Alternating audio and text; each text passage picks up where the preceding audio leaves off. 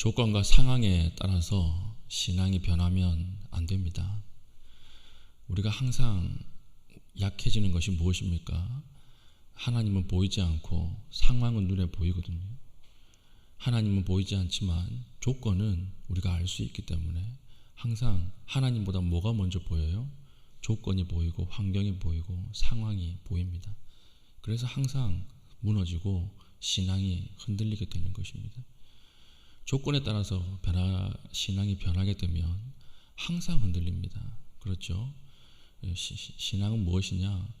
변하지 않는 신앙이 먼저 있고 그 위에 우리의 환경과 조건이 받아들여지고 해석되고 극복되는 것이지, 우리가 환경을 먼저 바라보면 항상 하나님은 그 뒤에 가려져서 안 보인다는 것입니다. 그래서 우리가 넘어질 때, 신앙이 약해질 때를 생각해 보십시오. 항상 어디에 흔들려요? 하나님보다는, 말씀보다는 상황과 환경에 흔들릴 때 우리의 신앙도 같이 흔들린다라고 하는 것이죠. 오늘 본문이 이랬습니다. 어저께 사무엘이 고별 설교를 하면서 자신의 살아온 여정에 대해서 쭉 이야기하고 하나님께서 얼마나 신실하신가 이것을 이야기했죠.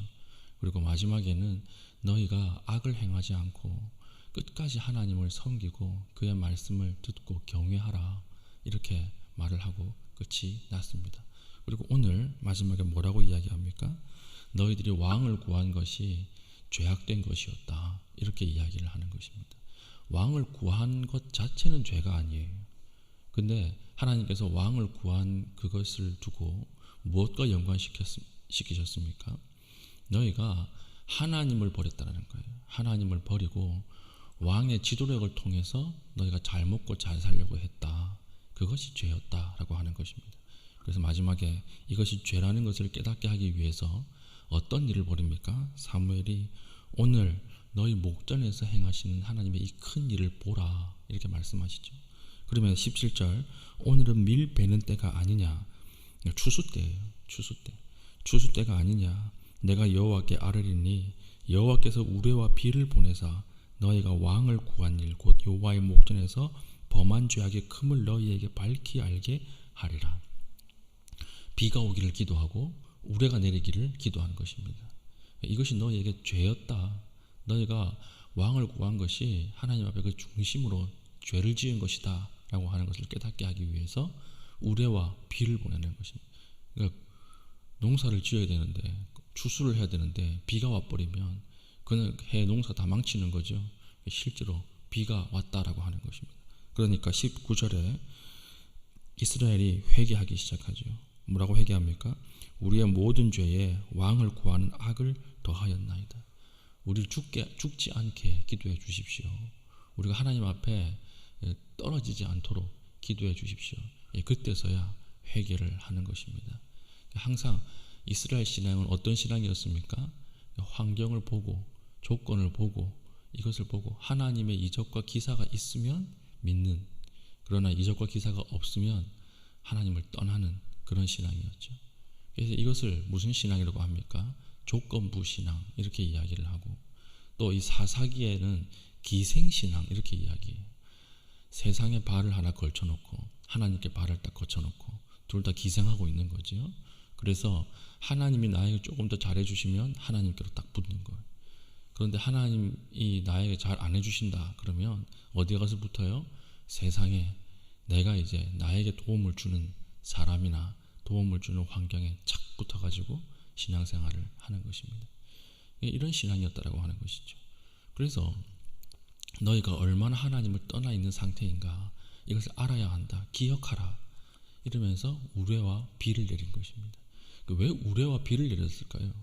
땅을 갈라도 되고 아니면 하늘에서 유황이 떨어지거나 이래도 되는데 왜 우레와 비를 내렸을까요? 하나님께서. 이것은 우레와 비를 관장하는 신이 누구예요? 바알과 아세라이기 때문에 그렇습니다. 바알과 아세라가 농사 신이었거든요. 그러니까 농사 거두는, 추수를 거두는 그때에 바알과 아세라가 주관하는 우레와 비를 내리심으로 농사를 주관하고 환경을 주관하시는 분은 바알과 아세라가 아니라고 하는 것을 알려주는 거예요. 환경이 아니다. 너희들은 헛된 신이 아니다. 너희들은 하나님 이것만 잘 되면 잘 믿겠습니다. 우리 자녀가 좋은 학교에만 들어가면 잘 믿겠습니다. 이번에 이 수주 받는 것, 사업이 잘 되기만 하면 하나님 잘 믿겠습니다. 소득이 올라가면 하나님 더 봉사하고 헌신하겠습니다. 이렇게 조건을 내걸지만 하나님께서 보시는 것은 하나예요. 순종하는가? 하나님의 말씀 앞에 완전히 하나님을 하나님의 자리에 두고 순종하는가? 그것만 본다는 것입니다. 그런데 이스라엘 백성들은 이게 안 됐죠. 이게 안 되고 계속 조건 거는 것입니다. 이것만 잘 되면. 그러면 농사만 잘 되면 하나님이 잘 되게 해주시면 하나님을 믿고, 바알과 아세라가 잘 되게 해주시면 바알과 아세라 쪽으로 다 몰려가는 거예요. 우리는 이런 모습이 없습니까? 우리는 그렇게 신앙생활 하지 않습니까? 그러니까 사울이 뭐라고 이야기합니까? 사울이 하나님께서 죽이지 않는다 너희들을, 하나님께서 너희들을 본래적으로 기뻐하시고 사랑하신다, 이렇게 이야기를 하는 것입니다. 20절부터 쭉 나오죠.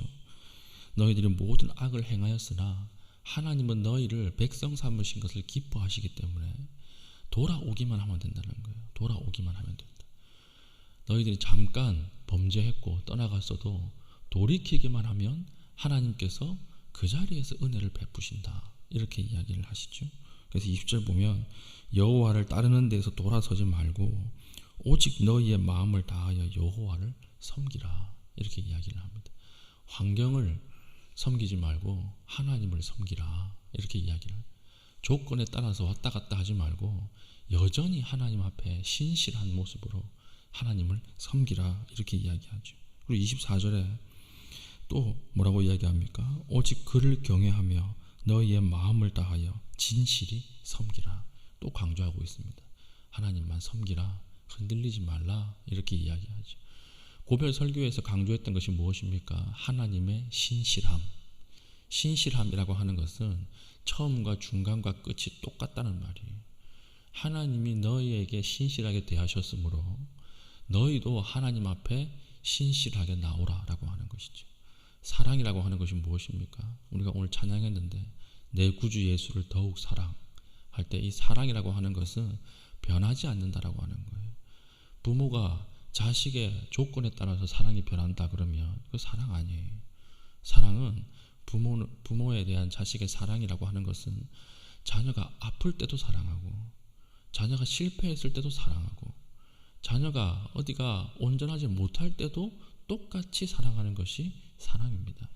하나님에 대한 사랑이 우리에게 이러했고, 이제는 우리에 대한 하나님의 사랑도 이러할 때 하나님께서 축복하실 것이다, 이렇게 이야기를 합니다. 우리가 기도할 때 돌아보십시다. 우리 하나님 앞에 사랑한다고 이야기를 하는데 여전히 우리 앞에 가려져 있는 조건들이 있지 않습니까? 환경을 따라서 판단하는 모습들이 있지 않습니까? 오늘 이 새벽에 하나님께서 우리에게 말씀하시는 것입니다.